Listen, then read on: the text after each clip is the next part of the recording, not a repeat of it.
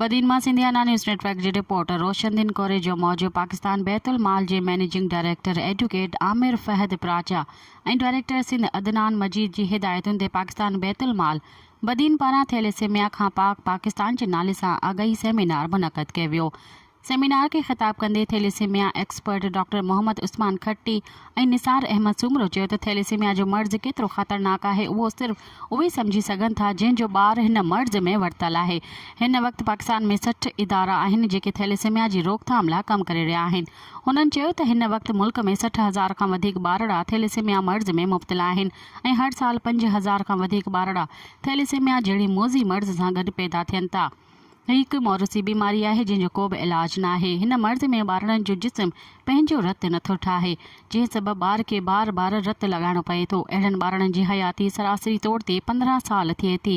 पंहिंजे ॿारनि खे थैलेसेमिया खां बचाइण जो हिकिड़ो ई हल आहे त शादी खां अॻु मर्द ऐं औरत जो हेमोग्लोबिन इलेक्ट्रोफोरेसिस टेस्ट कराई वञे। इन्ही सिलसिले में गवर्नमेंट ऑफ पाकिस्तान पारां कानून पिणु ठहियलु आहे।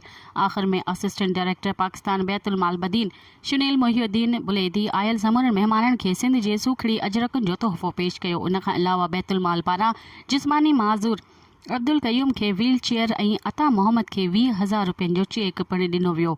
तक़रीब में डिस्ट्रिक्ट इंफॉर्मेशन ऑफिसर सरफराज़ समो, असिस्टेंट प्रोफेसर अब्दुल हमीद जोड़ेजो, सूर में सथ जी अॻवान आबदा समो, गुलज़री, नजमा अंसारी ॿियनि शहरियुनि वॾे अंग में शिरकत कई।